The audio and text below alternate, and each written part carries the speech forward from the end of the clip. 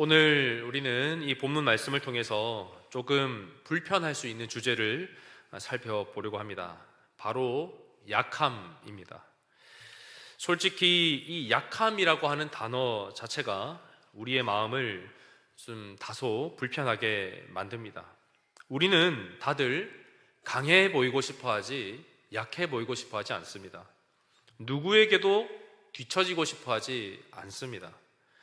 무한 경쟁 사회를 살아가는 현대인일수록 특히 더 그렇습니다. SNS에 올라오는 사진들을 보면 어떻습니까? 다들 강한 모습만 올립니다. 완벽하고 멋지고 예쁜 사진들만 다 올라옵니다.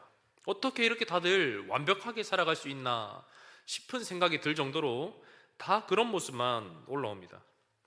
모델 하우스에서나 볼 법하게 예쁜 호텔, 그런 집들, 성공의 척도로만 여겨질 만한 그런 슈퍼카들, 바쁜 일상 중에도 여유가 느껴지는 해외여행 사진, 육아 전쟁 중이라고는 전혀 모르고 지내는 것처럼 여유 있게 브런치를 즐기는 사진들, 단란한 가족 여행 사진들, 이런 사진들을 보면 어떤 생각이 듭니까? 와, 완전히 나랑 다른 세상에 살고 있다, 그런 생각이 들지 않습니까?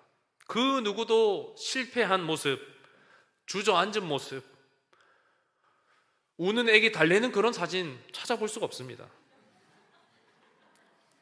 저는 매일 보고 있습니다. 그래서 여러분, 그런 사진을 보면 어떻습니까? 우리는 착각하는 겁니다. 아, 나만 이렇게 약하게 사는 건가? 아, 나만 이렇게 애들 뒤치다꺼리 하면서 힘들게 살아가나?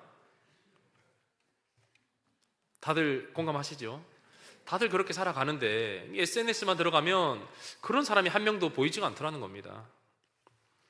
그런데 오늘 고린도 후서 오늘 말씀을 보면 바울은 놀랍게도 이렇게 이야기합니다. 나는 나의 약함을 자랑하노라. 여러분, 바울이 왜 자신의 약함을 자랑하고 있을까요? 고린도 교회 안에 바울의 사도권을 흔드는 심각한 문제가 있었기 때문입니다. 당시 고린도 교회에는 자기 자신을 이르러서 나는 영적으로 우월하다, 이렇게 주장하는 사람들이 있었습니다. 나는 신령한 영적인 체험을 하고 나는 너희들과 다른 영적으로 우월한 사람이야. 바울은 이런 사람들을 거짓 사도들이라고 부릅니다. 여러분, 거짓 사도들은요, 이렇게 말을 합니다. 바울 봐라. 바울은 외모도 초라하고, 바울은 말도 서툴고, 고난을 저렇게 많이 겪는 사람인데 무슨 사도냐? 우리처럼 능력이 있고 화려한 영적인 체험이 있고 강렬한 어떤 언변의 능력이 있고 이런 사람이 사도가 아니겠느냐라고 주장하며 바울의 사도권을 흔드는 겁니다. 여러분, 사람의 마음이 얼마나 쉽게 기울어지는지 아십니까? 고린도 교회는 점점 보여지는 힘과 또 화려한 능력과 어떤 신령한 체험을 사도의 기준으로 삼아갑니다. 그리고 바울의 약함을 보면서 이런 생각을 하는 겁니다. 바울은 듣고 보니 너무 약한 것 같아. 그래서 어쩌면 바울은 진짜 사도가 아닐지도 모르겠어. 이런 소문과 공격들이 이 고린도 교회 안에 퍼져나가는 겁니다. 바울은 이 교회를 세운 아버지 같은 마음으로 이 상황을 그냥 두고만 볼 수 없는 겁니다. 그래서 바울은 어쩔 수 없이 자신이 받았던 그 신비로운 어떤 영적인 계시를 받았던 장면을 언급합니다. 그러면서 바로 바울은 이렇게 말합니다. 그러나 나는 그런 체험을 자랑하지 않는다. 오히려 나는 나의 약함을 자랑하노라. 왜일까요? 교회가 정말 붙들어야 하는 것은 화려한 능력이나 사람을 놀라게 만들 만한 놀라운 체험이 아니라 이처럼 약한 인생을 붙드시고 일하시는 하나님의 능력이라는 것을 바울은 알았던 것입니다. 그래서 바울은 고린도 교회를 향해서 이렇게 말하는 것입니다. 여러분, 나의 이 약함은 사도로서의 결격 사유가 아닙니다. 오히려 그 약함을 통해서 그리스도의 능력이 더 선명하게 드러나고 있습니다. 약함 때문에 깎아내릴 것이 아니라 그 약함 속에 일하고 계시는 하나님의 역사를 보십시오. 바울은 지금 이 말을 고린도 교회를 향해 하고 있는 겁니다. 성도 여러분, 이처럼 바울은 자신의 잘난 장면들을 자랑하는 것이 아니라 자신의 못나고 약한 모습들을 자랑합니다. 약함 가운데 오히려 바울은 기뻐합니다. 세상의 논리로는 도무지 이해되지가 않는 역설입니다. 그래서 바울이 어떻게 이런 말을 하는 것인지 오늘 이 본문을 함께 살펴보려고 합니다. 약함을 자랑했던 바울의 그 발자취를 따라갈 때 지금 우리를 힘들게 하고 있는 그 약함이 저주가 아니라 생각지도 못한 하나님의 특별한 선물임을 발견하시는 저와 여러분 되시기를 주님의 이름으로 축원합니다. 오늘 본문은 자랑거리밖에 없을 것처럼 보이는 그 바울에게 한 가지 큰 약점이 있었다 말합니다. 7절입니다. 여러 계시를 받은 것이 지극히 크므로 너무 자만하지 않게 하시려고 내 육체에 가시 곧 사탄의 사자를 주셨으니 이는 나를 쳐서 너무 자만하지 않게 하려 하심이라. 바울은 자기 인생에 육체의 가시라고 부르는 그 고통이 하나 있었다 고백합니다. 오늘 본문은 그 가시에 대해서 구체적으로 설명을 하고 있지 않기 때문에 우리는 그 가시가 정확히 어떤 것이었는지는 알지 못합니다. 평생을 따라다니던 만성 질병이었을 수도 있고 눈병이나 시력 문제였을 수도 있고 인간관계에서 오는 심각한 고통이나 끊임없이 괴롭히는 어떤 박해하는 사람들일 수도 있습니다. 무엇이 되었든 분명한 것은 그 가시는 바울 자신의 능력으로는 도무지 해결할 수가 없는 지독하게 바울을 괴롭혔던 약점이었다는 것입니다. 여러분의 삶을 돌아보면 어떻습니까? 여러분의 삶을 괴롭히는 정말 고통스럽게 만드는 그런 가시가 하나쯤은 다 있지 않습니까? 어떤 분은 2개, 3개씩 있을 수도 있습니다. 도무지 나을 기미가 보이지 않는 육체의 질병, 쉽게 바뀌지 않는 나의 그 모난 성격, 반복되는 실패의 패턴들, 지워지지 않는 그 과거의 상처들, 경제적인 어려움, 자녀 문제, 여러 것들이 우리의 삶의 곳곳에 우리를 고통스럽게 만드는 가시로 존재합니다. 우리의 힘으로는 도무지 뽑을 수가 없는 그 가시가 누구에게나 다 있기 마련입니다. 바울도 그랬습니다. 바울은요, 그 가시를 8절을 보면 뭐라고 말하냐면 이것이 내게서 떠나가게 하기 위하여 3번 주께 간구하였더니 3번이나 주께 간구했다 말합니다. 3번은 단순히 숫자 3이 아니라 히브리적인 표현으로 충분히 반복적으로 간절하게 이런 뜻이 있습니다. 하나님 제발 이 가시를 뽑아 주십시오. 너무 고통스럽습니다. 이것만 없으면 제가 더 열심히 전도할 수 있습니다. 주님 이 약함을 해결해 주십시오. 이렇게 간절히 기도했을 것입니다. 그런데 바울이 드렸을 이 기도의 내용이 조금 익숙하지 않습니까? 가만히 들여다보면 오늘 우리가 드리는 기도의 내용과 비슷합니다. 하나님 이 성격만 아니면, 하나님 이 질병만 아니면, 하나님 이 환경에서만 벗어날 수 있으면 더 잘할 수 있습니다. 그러니 제발 저의 이 약한 모습들, 저의 이 가시를 해결해 주십시오. 그런데 그 가시를 뽑아달라는 간절한 바울의 기도에 하나님은 뜻밖의 답을 주십니다. 하나님의 은혜가 이미 바울에게 충분히 주어졌다는 것입니다. 9절 상반입니다. 나에게 이르시기를 내 은혜가 내게 족하도다. 이는 내 능력이 약한 데서 온전하여짐이라 하신지라. 성도 여러분, 바울은 가시를 제거해달라고 간절히 기도했습니다. 그런데 하나님께서는 내가 그 가시를 빼줄 것이다 이런 말을 하시는 것이 아니라 내 은혜가 이미 너에게 충분하다 이렇게 말씀하십니다. 가시는 그대로 두겠지만 가시가 있는 약한 상태 그대로도 바울을 향한 하나님의 은혜는 이미 충분히 크다는 것입니다. 가시가 있다고 해서 하나님께서 바울을 사랑하지 않는 것이 아닙니다. 바울의 가치는 가시가 있느냐 없느냐에 달린 것이 아닙니다. 가시가 있는 약한 모습이라 할지라도 하나님의 은혜는 바울을 가득 채우고도 남았습니다. 여러분 종종 이렇게 생각하지 않습니까? 나의 이 모난 부분만 좀 없어지면 하나님이 더 기뻐하실 거예요. 이 문제가 해결되면 하나님께 더 귀하게 쓰임받을 수 있을 거야. 지금보다 더 강해지고 지금보다 더 나은 상황이 되면 그땐 하나님 앞에 떳떳하게 설 수 있을 거야.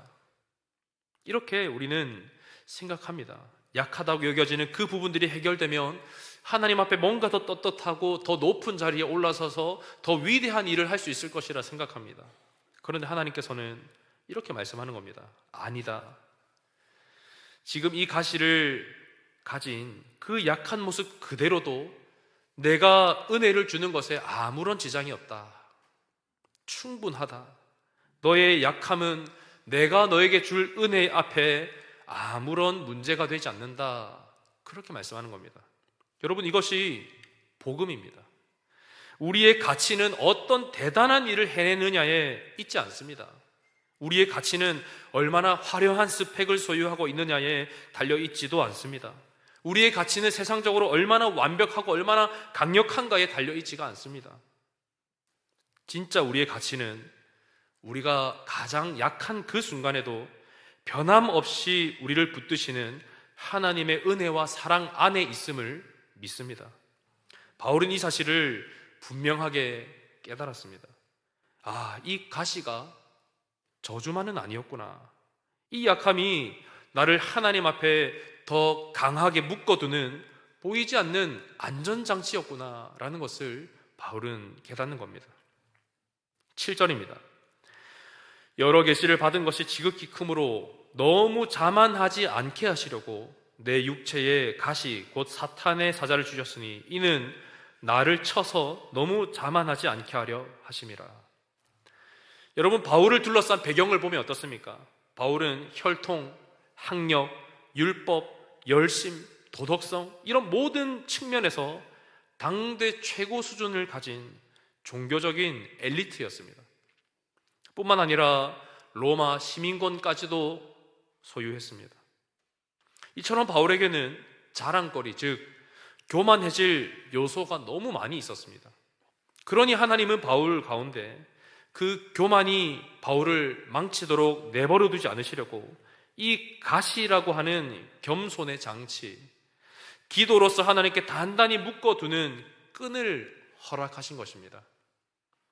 하나님 앞에 이 가시를 뽑아달라고 간절히 하나님 앞에 기도했던 그 바울, 그것을 위해서 하나님은 가시를 허락하셨던 것입니다. 성도 여러분, 우리의 인생에 도무지 내 힘으로 해결할 수 없는 약한 부분들이 있습니다. 그러나 그것이 우리를 망하게 하려는 저주의 도구가 아니라 오히려 우리를 하나님께 더 굳세게 붙들어 두기 위한 보이지 않는 안전장치일 수도 있음을 믿으시기 바랍니다. 만약 우리가 너무 잘 되고 너무 건강하고 하는 모든 일이 너무 잘 되면 오히려 우리는 역설적이게도 기도를 멈추게 될지도 모릅니다. 하지만 우리 안에 해결되지 않는 가시, 즉 약함이 있기 때문에 우리는 하나님 앞에 다시 겸손하게 무릎 꿇는 것입니다. 가시 때문에 기도로 나아갈 때 그때의 가시는 더 이상 우리에게 저주가 아니라 하나님께로 우리를 묶어두는 은혜의 끈이 되는 것입니다. 여러분, 이스라엘 백성의 과거의 모습을 한번 보려고 합니다. 이스라엘 백성들은요 400년 가까운 긴 시간을 애굽에서 살았습니다. 어릴 적부터 죽을 때까지 애굽의 거대하고 웅장한 그 애굽의 신전들을 보면서 살아왔습니다. 애굽의 신전은 어땠을까요? 지붕을 떠받드는 기둥들은 하늘을 찌를 듯이 높고 거대합니다. 우상은 온몸이 금으로 입혀져서 반짝반짝합니다. 신전 곳곳에 정교한 조각들과 화려한 그림들, 그리고 돌과 대리석으로 아름답게 곳곳이 꾸며져 있습니다. 그 웅장한 신전을 이스라엘 백성들은 매일매일 보면서 애굽의 신은 참으로 크구나 압도되었을 것입니다. 그런데요, 출애굽을 한 이후에 하나님께서 모세를 통해 하나님이 거하실 집을 만들라고 명령하실 때 하나님이 만들게 하신 것은 놀랍게도 애굽에서 보았던 그 웅장한 신전의 모습이 아니었습니다. 성막이었습니다. 쉽게 말해서 천막입니다. 평생을 애굽의 그 웅장한 신전만 보던 이스라엘 백성들의 눈에 이 천막, 즉 성막이 어떻게 보였겠습니까? 애굽의 신전에 비하면 성막은 너무 초라합니다. 바람만 불면 그냥 흔들리고 날아가 버릴 것 같은 그 천막 하나 달랑 쳐놓고 이 천막에 하나님이 임하신다는 겁니다. 그런데 여러분, 애굽의 신전에는 없는 것이 이 성막에 있었습니다. 바로 살아계신 하나님의 임재였습니다. 그 보잘것없는 천막 위에 하나님께서 구름 기둥과 불 기둥으로 임하시는 겁니다. 애굽의 신전은 겉으로는 아주 크고 웅장합니다. 그러나 그 안에는 그 어떤 신도 존재하지 않습니다. 말도 못하는, 듣지도 못하는, 움직이지도 못하는 껍데기밖에 없는 우상만 앉아 있을 뿐입니다. 비록 겉모습은 약해 보이고 볼품이 없어 보인다 할지라도 하나님의 영광이 임하면 그곳은 더 이상 초라한 천막이 아니라 이 세상의 모든 신들을 압도하는 하나님의 집이 되었습니다. 바울의 육체를 보면 어떻습니까? 바울의 육체도 이 성막처럼 너무 보잘것없습니다. 약합니다. 외모도 볼품이 없었습니다. 언변의 능력도 없었습니다. 언제 전도를 멈춰도 이상하지 않을 만큼 바울의 신체는 가시를 가진 약한 존재였습니다. 그런데 바울이 깨달은 것은 내 인생이 이렇게 약해도 내 안에 그리스도의 능력만 있다면, 약한 이 삶에 하나님의 은혜만 임한다면 나는 더 이상 초라한 인생이 아니라는 것입니다. 9절입니다. 그러므로 도리어 크게 기뻐함으로 나의 여러 약한 것들에 대하여 자랑하리니 이는 그리스도의 능력이 내게 머물게 하려 함이라. 여기서 그리스도의 능력이 내게 머물게 하기 위해서 바울은 약함을 자랑한다라고 말합니다. 머물다라는 단어를 보니까요, 장막을 치다라는 뜻이 있습니다. 성도 여러분, 아까 이야기했던 그 성막의 이미지가 떠오르지 않습니까? 성막은 단순한 천막이 아니라 살아계신 하나님께서 임재하시는 장막이었습니다. 바울의 약한 육체, 그 질그릇처럼 깨지기 쉬운 바울과 같은 그 육체 안에 그리스도의 능력이 장막을 치고 살기 시작한 겁니다. 그것이 바울에게는 복음이었고 자신의 모든 약함 가운데서도 노래하고 자랑할 제목이 되었습니다. 성막 위에 능력으로 임하시는 하나님을 보았던 이스라엘 백성들은 어떻습니까? 한순간에 상황이 반전이 되는 겁니다. 방금까지만 해도 너무 볼품이 없고 바람만 불면 날아갈 것처럼 약해 보였는데 하나님께서 그 성막 위에 임하니까 자신감이 솟구쳐 오르는 겁니다. 더 이상 두렵지가 않은 것입니다. 담대한 마음이 그 마음을 충만하게 채우는 겁니다. 그 하나님의 임재를 경험한 이스라엘 백성들의 모습은요, 40년 긴 광야 여정을 불기둥과 구름기둥으로 인도하시는 하나님을 통해서 무사하게 통과합니다. 가나안 땅에 도착했는데요, 군사훈련 한 번도 받아보지 못한 이스라엘 백성들이 여리고 성도 무너뜨리고 아이 성도 무너뜨립니다. 승리를 거듭합니다. 여러분, 이것이 이스라엘 백성들의 실력이었습니까? 아닙니다. 전적인 하나님의 은혜였습니다. 하나님의 은혜로 요단강이 갈라집니다. 하나님의 은혜로 노예였던 자들이 가나안을 정복하고 한 국가를 세우고 주권을 가진 시민이 됩니다. 약해 보였던 바울에게 하나님의 은혜가 충분히 임했던 것처럼 약해 보였던 이스라엘 위에 하나님의 은혜가 임하니까 놀라운 일들이 일어나는 겁니다.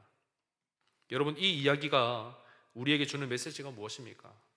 우리는 약해 보일 때가 많지만 그리스도의 능력이 우리에게 머물면, 그리스도의 능력이 우리를 장막처럼 둘러덮으면 상황은 완전히 달라진다는 겁니다. 마치 옛 성막에 하나님의 영광이 임할 때 그 약해 보였던 성막 위에 하나님의 임재로 충만하였던 것처럼 우리의 약함도 하나님의 은혜 앞에 아무런 문제가 되지 않는다는 것입니다. 우리가 아프고 우리가 연약하고 우리가 부족할 때 좌절하거나 낙심하지 않을 이유가 바로 여기에 있는 것입니다. 이 약함을 끌어안고 주님 앞에 나아갈 수만 있다면 하나님의 크신 은혜가 우리의 모든 약함을 둘러 덮고도 남을 것입니다. 하나님이 나의 힘이 되어 주십시오.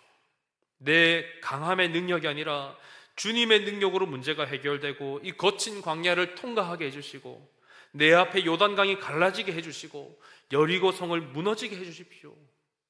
그렇게 살아계신 하나님께 구하는 것입니다.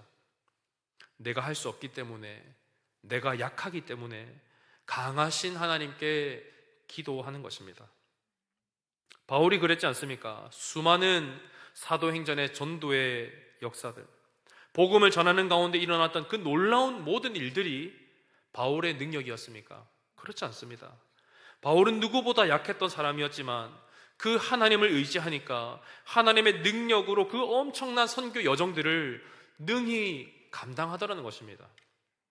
우리 인생도 마찬가지입니다. 여러분, 약하다고 좌절하지 마시기 바랍니다.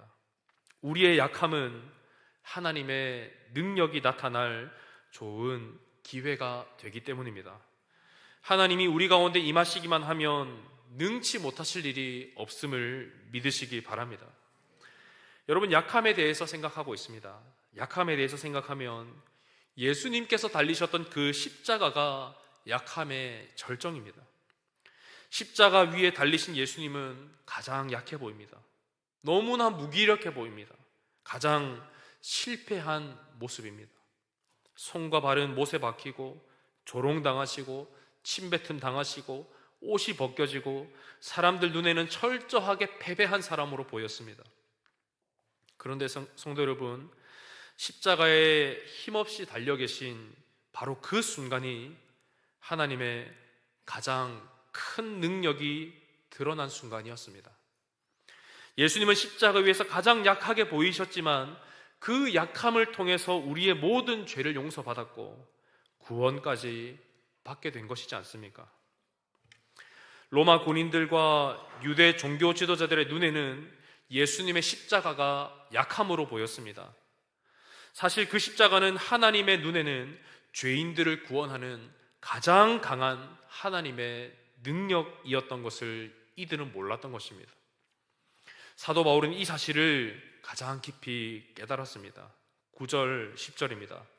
이는 내 능력이 약한 데서 온전하여짐이라. 내가 약할 그때에 강함이라. 바울은 이제 놀라운 선언을 합니다. 내가 약한 것들에 대해서 자랑한다. 그리스도의 능력이 나에게 머문다. 바울은 자신감 있게 선언합니다. 오늘의 설교 제목처럼 약함이 바울의 자랑이 되었습니다. 성도 여러분, 바울이 자랑하는 것은 더 이상 자신의 학벌이나 혈통이나 로마 시민권, 자신이 이루어놓은 대단한 어떤 종교적인 업적이 아닙니다. 바울은 오히려 자신의 약한 것들을 자랑한다 말합니다.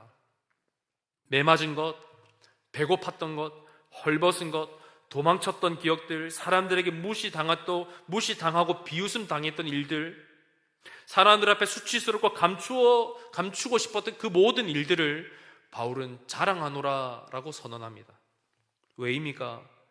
그때마다 자신이 얼마나 하나님의 은혜를 의지해야 했는지, 또 그때마다 하나님이 어떻게 자신을 강하게 붙들어 주셨는지를 바울은 경험으로 알았기 때문입니다.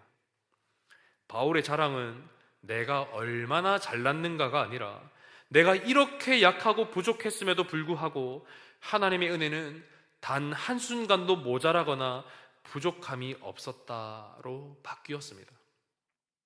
사랑하는 성도 여러분, 사도 바울은 약함에 대한 우리의 고정관념을 완전히 뒤집어 놓습니다. 약함은 그냥 없애야 될 문제가 아니었습니다. 약함은 하나님께로 우리를 더 강하게 묶어두는 보이지 않는 안전장치였습니다. 약함은 우리의 가치를 성취나 성과가 아니라 오직 우리를 향한 하나님의 은혜에 붙들어두는 은혜의 도구였습니다. 뿐만 아니라 약함은 우리의 삶에 하나님의 영광이 드러나는 귀한 통로로 쓰임 받았습니다. 그리고 십자가처럼 겉으로는 가장 약한 자리였지만 하나님의 가장 큰 능력이 드러나는 자리가 바로 우리의 약함인 것을 바울은 고백합니다. 바울은 마침내 이렇게 고백합니다. 10절입니다.